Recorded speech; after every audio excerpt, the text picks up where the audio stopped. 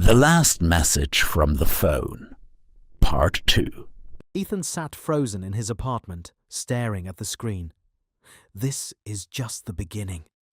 The words echoed in his mind. His pulse raced faster than ever.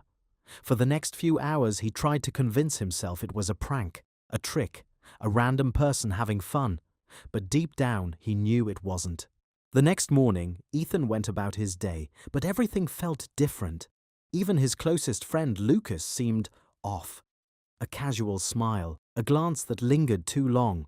It all felt strange. By evening, Ethan returned home. He noticed something immediately. The small items on his desk had been slightly moved. Nothing was missing, nothing obvious. But it was enough. Someone had been there.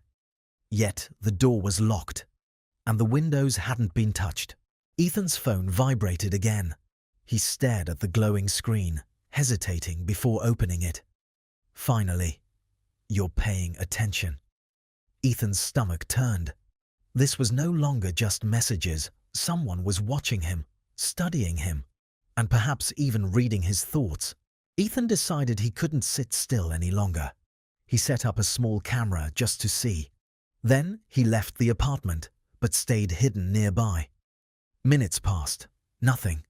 Then, the door creaked open. Ethan held his breath. And there, stepping inside, was Lucas. Lucas moved quietly, holding Ethan's phone in his hand.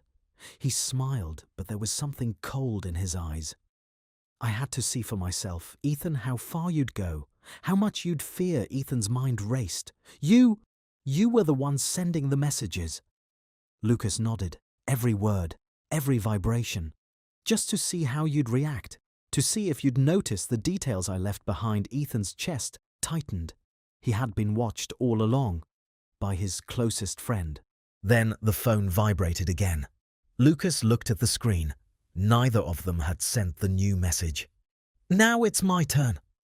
The air grew colder. The shadows in the room seemed to stretch. Ethan and Lucas froze. The game was no longer just between them. Someone else was watching, and this time, they weren't human.